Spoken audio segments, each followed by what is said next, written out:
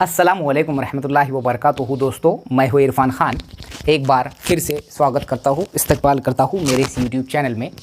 जैसे कि मैंने आपसे कहा था कि हम वक्फ बोर्ड की जो भर्ती की सीरीज़ है जनरल नॉलेज की, वो हमारी कंटिन्यू चालू रहेंगी। उसी हिसाब से हमारा ये आज का वीडियो, ये हमारा वक्फ बोर्ड की भर्ती से रिलेटेड जनरल नॉलेज की सीरीज़ का नियर अबाउट जो है चौथा या पाँचवा वीडियो है। आप अगर वक्फ बोर्ड की तैयारी कर रहे हैं तो ज़रूर आप इस वीडियो को देखिए। इस वीडियो में सामने आपको जो बोर्ड दिखाई दे रहा है, इस पर भले ही कुछ फ्लैश वगैरह आ रहा है, आपको दिखाई ना दे, मैंने सिर्फ पॉइंट्स लिखा है, उसका डिटेल्स नहीं लिखा है। अगर आपको ये वीडियो, आपको पहली बात तो पूरा कंप्लीट देखना है। मैं पॉइंट वाइज 5-7 मिनट में बहुत सी चीज़ें बताऊंगा और महाराष्ट्र पर हमारे कम से कम 10 वीडियो बन सकते हैं, इतनी मालूमात है महाराष्ट्र से रिलेटेड। लेकिन हमको एग्जामिनेशन के ही पॉइंट ऑफ व्यू से देखना है, तो बहुत सी चीज़ें मैं 3-4 वीडियो में बताऊंगा। आज के इस वीडियो के जरिए मैं महाराष्ट्र की इनिशियल मालूमात बताऊंगा, जो इम्तिहानी नुक्ते नज़र से एग्जामिनेशन पॉइंट ऑफ व्यू से बहुत ज़्यादा अहमियत की हामिल रहेगी। वक्फ बोर्ड की अगर आप तैयारी कर रहे हैं, आप किसी भी एग्जाम को दे रहे हैं महाराष्ट्र में, तो आपको स्टेट की मालूमात होना बहुत ज़रूरी है। अगरचे कि आप नहीं भी दे रहे हैं इम्तिहान, तो भी ये वीडियो आपको बहुत फ़ायदेमंद ठहरेगी इंशाल्लाह। आपको वीडियो देखना है और सब टाइटल सामने दिया जाएगा। वो सब टाइटल जो है आपकी बातें क्लियर करेंगे। आपकी जो एक्सप्लेनेशन है उस सब टाइटल में इंशाल्लाह हिंदी के सब टाइटल में मैं दूंगा। चलो, तो हम शुरुआत करते हैं आज के इस वीडियो की शुरुआत करने से पहले मैं ये बताने की कोशिश करूंगा कि जो नेट का वीडियो बनाया था मैंने, उसमें मैंने नेट की माहिती में ये नहीं बताया था कि भाई परसेंटेज कितना होना चाहिए नेट का फॉर्म भरने के लिए। तो ओपन वाले को 55% पीजी में और कास्ट वाले को 50% जो है कंपलसरी है। ठीक है, तो हम वीडियो की शुरुआत करते हैं। सबसे पहले अपना महाराष्ट्र, यानी हमारा महाराष्ट्र। अब हम इस रियासत में रहते हैं तो हमको इसके बारे में तो बचपन से ही मालूम होना बहुत ज़रूरी है। अगर हम एक पढ़े लिखे इंसान है, एक सिंसियर पर्सन है और एक अच्छे शहरी है, तो अपने रियासत के बारे में और अपने देश के बारे में जितना हम फ़ख्र करते हैं, जितना हम गर्व करते हैं, उतनी हमको मालूमात भी होना ज़रूरी है। अगर दौर के हिसाब की बात करें तो जो कोई भी मेरा ये वीडियो देख रहा है, मुझे उम्मीद है कि वो बहुत पसंद आएगा उसको। जो हमारा एग्जामिनेशन में जो मेन जो थीम है, जहाँ पर हम जिसको वक्फ अधिकारी या फिर लिपिक जो है क्लर्क, सीनियर क्लर्क की बात करें, या उसके अलावा जो तीसरी पोस्ट है स्टेनोग्राफर, इसका सिलेबस सेम है। उसमें जो जनरल नॉलेज का जो 35 सवाल 70 मार्क बोला गया, उसमें महाराष्ट्र जैसा भूगोल, महाराष्ट्र का इतिहास ये उल्लेख किया है। तो हम शुरुआत करेंगे महाराष्ट्र से हमारे ये वीडियो कि सबसे पहले देखते हैं, कोई भी जब किसी भी चीज़ के बारे में मालूमात हासिल की जाती है तो पहले देखते हैं हम बुनियाद या स्थापना। हमारे रियासत महाराष्ट्र की बुनियाद पड़ी सन 1 मई सन 1960 को। ठीक है, 1 मई 1960 को हमारा जो है ये रियासत बना। ठीक है, इसके बाद में जब ये रियासत बन गया तो हमारे पहले जो मुख्यमंत्री थे, अब ये जो एग्ज़ाम होने वाला है ये बाइलिंगुअल, यानी कि इंग्लिश और हमारा जो मराठी में होगा। उर्दू में इसमें सवाल आएंगे नहीं, उर्दू का 10 सवाल सिर्फ उर्दू में रहेंगे। तो मैं यहाँ पर मराठी में, इसलिए मैं टर्मिनोलॉजी ज़्यादातर मराठी के और इंग्लिश के यूज़ करूँगा, ये बात जहन में रखो। स्थापना हुई थी हमारी 1 मई 1960 को महाराष्ट्र की। और जो इसकी लोक संख्या है, इसकी जो आबादी है, जहाँ जहाँ जो जिस पर सवाल पूछता है, जिस पॉइंट्स पे, मैं वो पूरे क्लियर करूंगा यहाँ पर। और 100% हर कॉम्पिटेटिव एग्जामिनेशन में स्टेट ऑफ महाराष्ट्र स्टेट के ऐसे सवाल महाराष्ट्र स्टेट पे पूछता है। तो स्थापना 1 मई 1960, ये हम बचपन से जो है 1 मई जो महाराष्ट्र डे बोलकर मनाते हैं।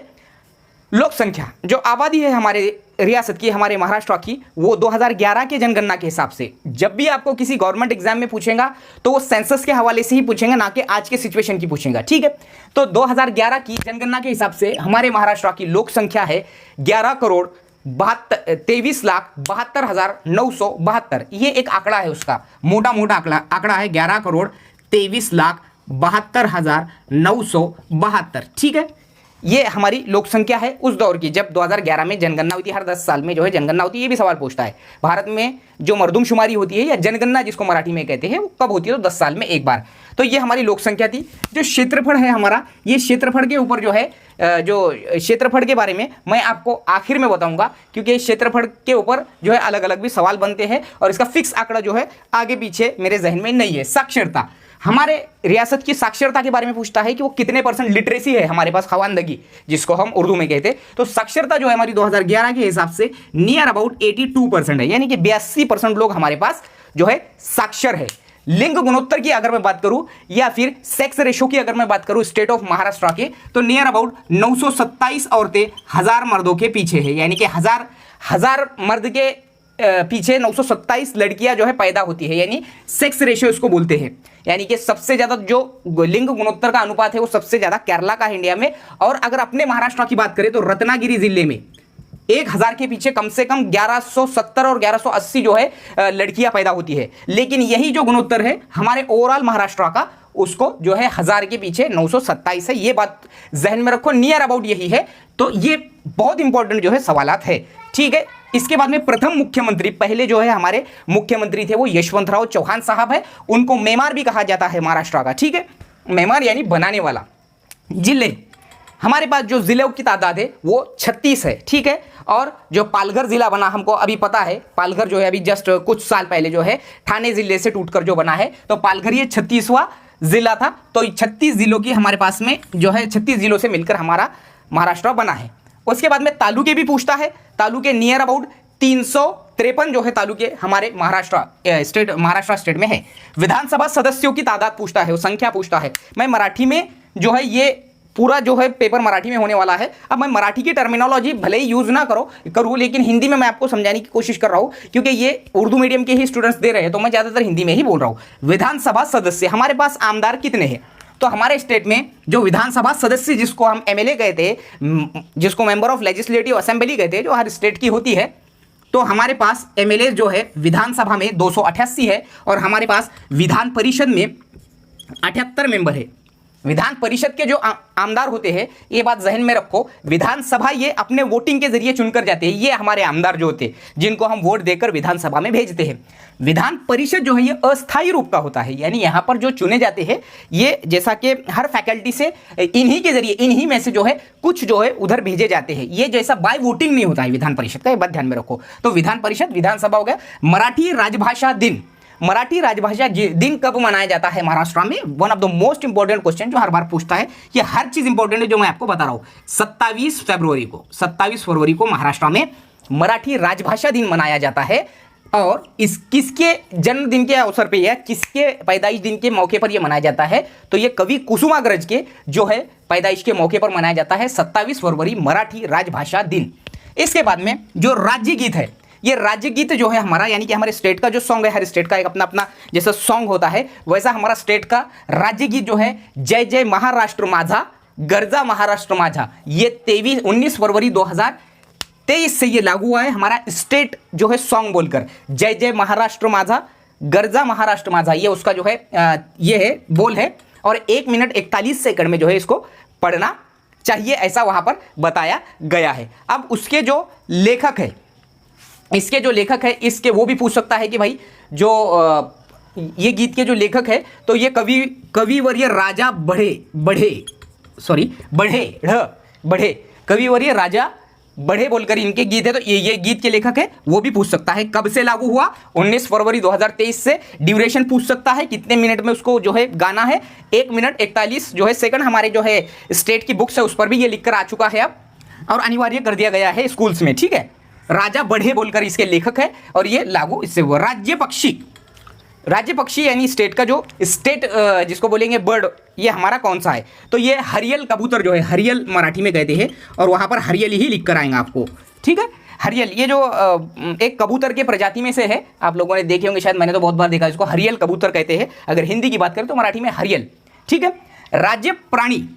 राज्य प्राणी जो है हमारा वो शेकरू गिलेरी की एक जो है टाइप है, ये पीले पैर का जो है कबूतर होता है। और ये राज्य प्राणी जो है हमारी शेकरू गिलेरी है, गिलहरी जो होती है ना शेकरू, जिसकी जो प्रजाति है शेकरू नाम की है। और यही शेकरू जो है वहाँ पर लिख के आता है ऑप्शन में, गिलहरी नहीं लिख के आता है, बात याद रखना, शेकरू। राज्य वृक्ष, हमारा जो राज्य वृक्ष है, यानी कि हमारा जो स्टेट का जो ट्री है, स्टेट ट्री जिसको हम बोलेंगे, तो वो है हमारा आम का दरख्त, ये हमारा राज्य वृक्ष है। सर्वात मोठा जिल्हा, क्षेत्रफल आणि लोकसंख्या। अब देखो महाराष्ट्र में 36 जिले हैं। 36 जिलों में आबादी के हिसाब से सबसे बड़ा जिला जो माना जाता है, अगर मैं पहले की बात करूं तो जब ठाणे जो अलग हुआ, ये ठाणे जब पालघर जब ठाणे से अलग हुआ, उस टाइम तक अगर बात करें तो मुंबई ये महाराष्ट्र का सबसे बड़ा जिला माना जाता था। मुंबई का जो पूरा इलाका है, मुंबई उजमा यानी कि मुंबई मनपा, मुंबई शहर, नवी मुंबई, ये सब मिलाकर इसकी आबादी थी 1 करोड़ 21 लाख, ये सब मिला की। लेकिन ये जब अलग हुआ तो बाद में ये चीज़ जो है, ये जो सबसे बड़ा जिला आबादी में माना जाता था मुंबई, उसके बाद में जो सेकंड नंबर पर जो 2011 के हिसाब से 94,30,000 आबादी के साथ पहले नंबर पर पुणे जिला बोला गया। लेकिन ऐसा यानी कि 94 लाख जो है 94,30,000 के हिसाब से, उस दौर के हिसाब से ऐसा माना गया जब वो अलग हुआ तो पुणे पहला है। तो अगर ऑप्शन में मुंबई रहा तो मुंबई टिक करना है हमको, और अगर पुणे रहा तो पुणे, और दोनों रहा तो ये मसला, इसमें मैं भी कंफ्यूज हूँ अभी। लेकिन जो सबसे ज़्यादा आबादी का जिला है हमारा वो मुंबई ही है। ठाणे अलग है, पालघर अलग होने के बाद भी इस सवाल को मेरे थोड़ा तुम एक बार सर्च कर लो, लेकिन मैं इसमें कंफ्यूज हूँ। पुणे भी हो सकता है, मुंबई भी। 94,30,000 पुणे की आबादी है फिलहाल में उस हिसाब से, ठीक है। अब राज्य पक्षी हो गया जिले। क्षेत्रफल में जो सबसे बड़ा जो हमारा जिला है वो है अहमदनगर, ठीक है। सबसे बड़ा जो जिला है हमारा वो अहमदनगर है, ठीक है। क्षेत्रफल यानी रकबे में, एरिया के हिसाब से। अब सर्वात मोटा जिला, अब सबसे छोटा जिला, सबसे छोटा जो जिला है महाराष्ट्र का आबादी के हिसाब से वो है सिंधुदुर्ग। 8 लाख इसकी आबादी है इस जिले की, और ये सबसे छोटा जिला है लोक संख्या में। और क्षेत्रफल में सबसे छोटा जिला है मुंबई, 157 मुरब्बा किलोमीटर, 157 चौरस किलोमीटर ओनली, ठीक है।